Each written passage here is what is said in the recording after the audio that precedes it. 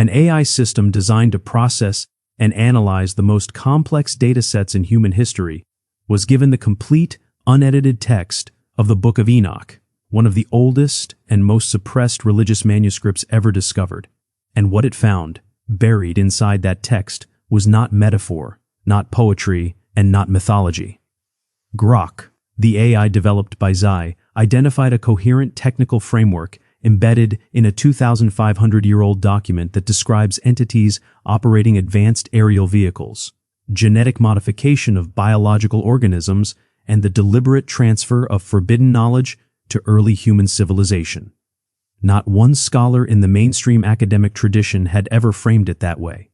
The AI did it in under 4 hours.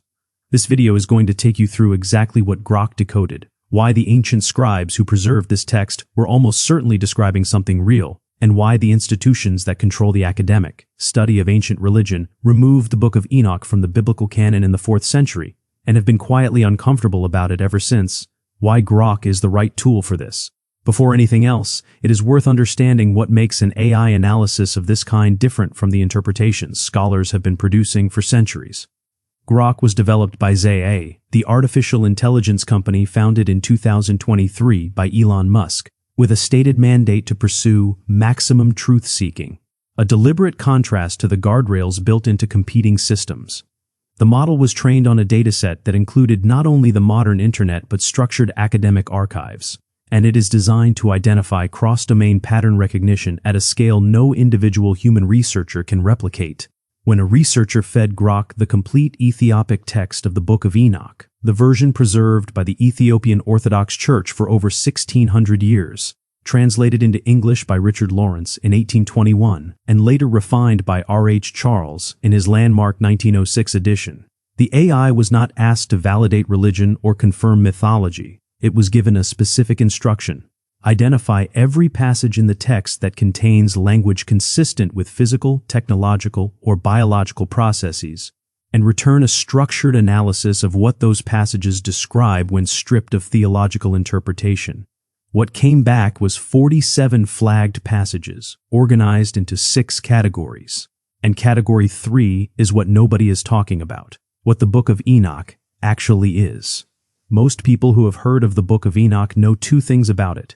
It was left out of the Bible, and it describes angels having children with human women. Both of those facts are accurate, and both of them dramatically undersell what the text actually contains. Aziyat, a short document.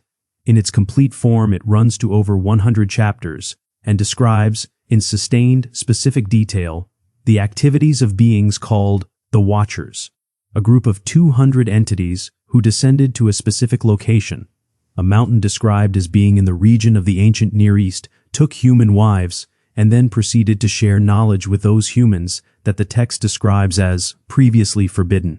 The mountain is identified in the text as Mount Hermon, a real geographic location that sits at the intersection of modern-day Syria, Lebanon, and Israel, rising to 2,814 meters above sea level. Visual note: map showing Mount Hermon's location at the tri-border region, zooming from satellite view to ground level. The transfer of knowledge described in the text is not vague spiritual wisdom. The Book of Enoch lists specific disciplines: metalworking, the creation of weapons, the art of enchantments, the cutting of roots, the knowledge of the clouds and the earth, the signs of the sun, and, this is the line that stopped the AI cold, the knowledge of how to alter the seed. That phrase, in R.H. Charles's 1906 translation, appears in Chapter 7. Grok flagged it as the linguistic signature of deliberate genetic modification, the official version, and the first crack. The standard academic position on the Book of Enoch is that it is a piece of Jewish apocalyptic literature composed between approximately 300 BCE and 100 BCE, that draws on older oral traditions and uses mythological imagery to comment on the political and spiritual anxieties of Second Temple Judaism. Under this interpretation, the Watchers are allegorical figures representing corrupt priestly classes or foreign invaders. The sons of God who interbreed with human women are metaphors for cultural contamination. The giants, the Nephilim, are literary devices used to explain why the world became corrupt enough to require a flood.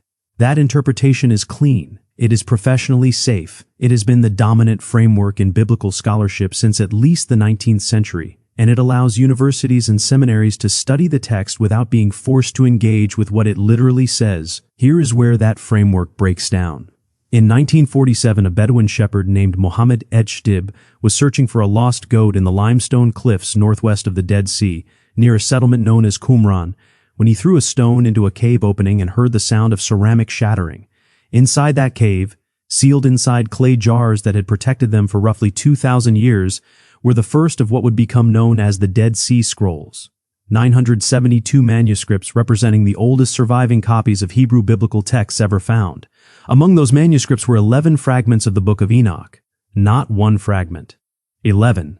This matters because the Dead Sea Scrolls community, a Jewish sect that occupied Qumran from approximately 150 BCE to 68 CE, was extraordinarily selective about which texts it considered sacred. The presence of 11 Enoch fragments, more than almost any other non-Torah text in the entire Qumran library, tells scholars that this community treated the Book of Enoch not as folklore and not as allegory, but as authoritative scripture. They were copying it, preserving it, and passing it down with the same reverence they gave to the books that would later become Genesis, Psalms, and Isaiah. The allegorical interpretation of Enoch does not explain why a disciplined religious community would copy an allegory 11 times, what Grok found in Category 3. When the AI returned its 47 flag passages organized into 6 categories, the third category was labeled, in Grok's own output, Biological Intervention Language. It contained 9 passages. 5 of them come from the section of the text known as the Book of the Watchers, chapters 6 through 16, and they describe with a specificity that is genuinely difficult to explain away in purely metaphorical terms. The Watchers in chapter 7 are described as taking human women, and from those unions producing offspring that are explicitly described in physical, measurable terms, giants 300 cubits in height, approximately 450 feet under the standard biblical cubit, who consumed all human food supplies, then turned to consuming humans themselves, and then began consuming birds and beasts and reptiles and fish. Grok's analysis flagged this progression not as mythology but as the documented behavioral pattern of an organism with radically elevated caloric requirements, the kind of metabolic profile that would result from accelerated cellular growth driven by genetic modification of the growth hormone pathways. The AI was explicit. This reads like a description of uncontrolled gigantism at a population level, not like a symbolic story about moral decay. The second passage Grok flagged in Category 3 comes from Chapter 8, and it is the one that the AI analysis returned to 3 separate times. Azazel, one of the named Watchers, is described in the text as having taught human men how to make swords and knives and shields and breastplates, and separately taught women the art of making up the eyes and beautifying the eyelids, and the use of stones of every precious kind. That combination, weapons metallurgy and advanced cosmetic chemistry simultaneously transferred by the same entity, is the kind of cross-domain technical knowledge transfer that, according to Grok's pattern analysis, does not appear in any other ancient text as a simultaneous package. Grok's finding was that this reads less like mythology and more like a technology transfer record, the kind of document a later civilization might produce when trying to describe events they witnessed but did not fully understand. The genetics passage nobody quotes, the passage that generated the most concentrated AI analysis, sits in Chapter 10, and it is rarely quoted in popular discussions of the Book of Enoch because it is extraordinarily specific in a way that makes standard allegorical interpretation very difficult to sustain. In Chapter 10, God instructs the archangel Raphael to bind Azazel hand and foot and cast him into the darkness, and specifically says that Azazel has corrupted the earth. But the precise language that follows is what the AI fixated on. The text says that because of the works taught by Azazel, all sin has been attributed to him. The earth and the seed of human beings, mundane Hebrew use the word for biological seed, not metaphorical seed, in this passage. Grok's output on this passage ran to several paragraphs. The core finding was that the passage describes a deliberate, targeted contamination of the human biological line, not corruption in the moral sense, but in the sense of adulteration. The text then describes a restoration protocol. Specific angels are assigned specific tasks of cleansing specific categories of life. This is not how ancient cultures typically describe moral failure. This is how they might describe a contamination event if they were working from older, more precise source material that they could record but not fully interpret. The suppression timeline. The Book of Enoch was removed from the biblical canon at the Council of Laodicea in 363 CE, and its removal was confirmed by the Councils of Hippo in 393 CE and Carthage in 397 CE. The official reason, recorded in the council proceedings, was that the text was apocryphal, meaning its authorship was uncertain and its authority could not be verified. That explanation has a specific problem. The Book of Enoch is quoted directly in the New Testament Epistle of Jude in verses 14 and 15, where Jude explicitly attributes his quote to Enoch, the seventh from Adam. The early church father Tertullian, writing in approximately 200 CE, referenced the Book of Enoch as divinely inspired and argued forcefully that it deserved canonical status. Origen, the most influential Christian theologian before Augustine, cited Enoch in his writings throughout the 3rd century. The early church was not unanimous about the text's authenticity. It was, in fact, fairly well regarded among the earliest Christian writers. The decision to remove it came roughly 300 years after the death of Christ, at a moment when the institutional church was actively standardizing doctrine under the political patronage of the Roman Emperor Constantine. Scholars who study canon formation, including Bart Ehrman of the University of North Carolina, who has written extensively on this period, note that the criteria for inclusion in the final biblical canon were not purely theological. They were also political. Texts that introduced material that was difficult to control theologically or that complicated the emerging institutional hierarchy were quietly excluded. The Book of Enoch describes angels operating independently of divine command, conducting unauthorized genetic experiments on humanity, and being punished for it. That is a narrative framework that sits very uncomfortably next to an institutional religion that requires its God to be omnipotent and its spiritual hierarchy to be orderly. Removing it was not just a theological choice. According to multiple historians of early Christianity, it was a practical one. The aerial vehicle passages. If the genetics language is the most scientifically specific element of what Grok found, the aerial vehicle passages are the most visually specific, and they appear in a section of the text that is almost never discussed in mainstream religious contexts, in the Book of the Parables, which occupies chapters 37 through 71 of the Book of Enoch and is the section that does not appear among the Dead Sea Scrolls fragments. Enoch describes being transported. He describes being taken up from the earth by beings he calls angels and carried through regions of the sky and beyond. The description is extended, repeated across multiple chapters, and contains details that are, to put it carefully, inconsistent with the experience of flying in a dream or being carried by a supernatural being in the conventional religious sense. Enoch describes seeing the storehouses of the winds, the corners of the earth's atmosphere, the reservoirs of the hail, and the luminaries, objects of light, moving along fixed paths in ways that are mathematically regular. He describes looking down at the earth from a height and seeing its full extent. He describes the dwelling places of the stars as physical locations with physical coordinates. Grok's analysis of these passages identified 19 phrases that match the kind of first-person observational language that appears in the accounts of early aircraft passengers and astronauts, describing altitude, curvature, and fixed-point celestial navigation, language that someone experiencing genuine high-altitude flight might produce, particularly if they had no prior framework for understanding what they were seeing. This does not prove Enoch flew in a vehicle. The AI was careful to note that. What Grok's output concluded was that the language of the aerial passages is observational rather than theological in its structure. It reads like someone trying to describe an experience they had, not an experience they were constructing as metaphor, what was left behind at Mount Hermon. There is one final element of the Grok analysis that pulls everything together, and it involves a physical artifact at the precise location the Book of Enoch names as the Watcher's Landing Site. Mount Hermon, at its summit, hosts a structure that is genuinely unusual. There is an ancient temple at the peak of Mount Hermon, a Roman-era sanctuary dedicated to a deity known as Baal Hermon, which archaeologists from the Levant have dated to approximately the 2nd century CE, though the foundation stones of the site are significantly older. What makes the site remarkable is not its existence, but what a team of British archaeologists found there in the 19th century. In 1869, Sir Charles Warren, the Royal Engineer and later Commissioner of the Metropolitan Police in London, who is perhaps better known for his investigation of the Jack the Ripper murders, led a survey expedition to the summit of Mount Hermon on behalf of the Palestine Exploration Fund. Warren found, at the summit, a stone inscription in Greek that reads, according to his transcription, according to the command of the greatest and holy God, those who take an oath proceed from here. Visual note, photograph of the stone ruin on Mount Hermon's summit, wind-swept and isolated, stone blocks partially collapsed against a gray sky.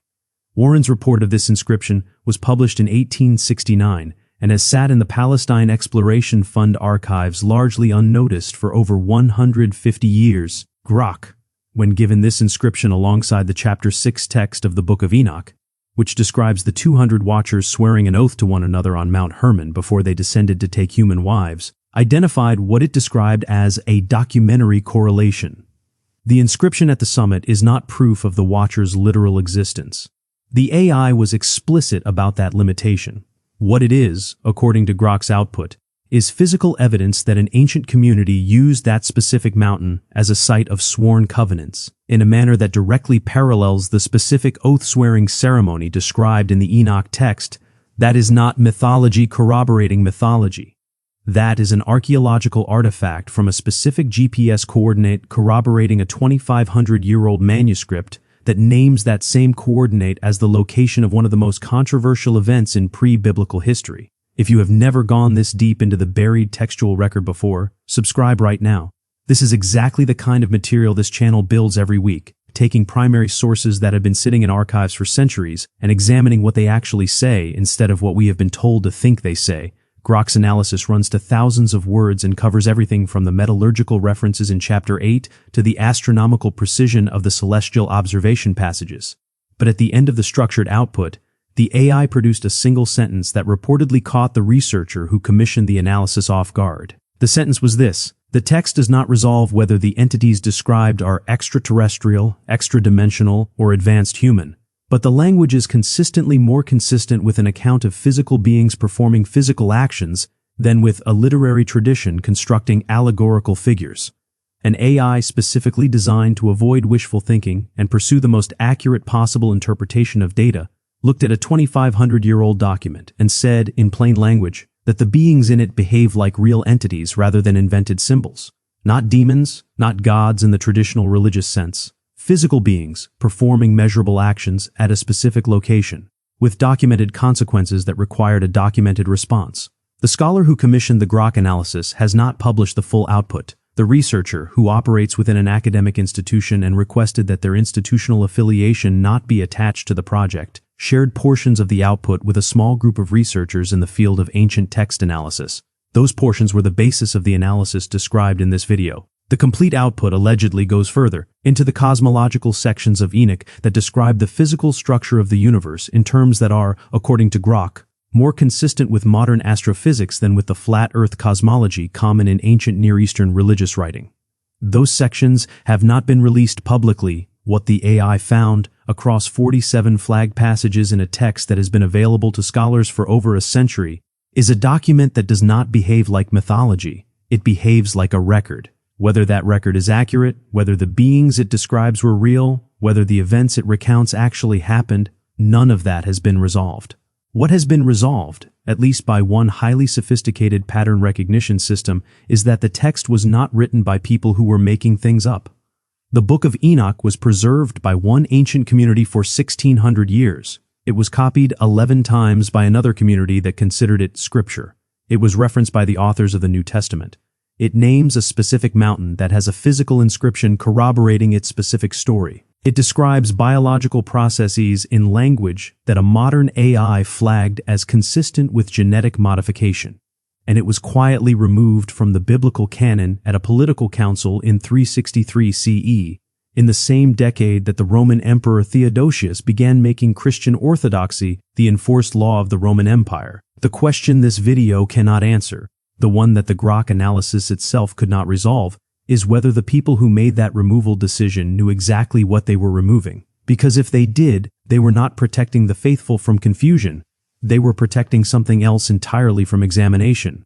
Leave your answer in the comments. And if you want the follow-up on the cosmological sections, the parts of the Grok output that have not been publicly released, subscribe so you do not miss that video when it drops.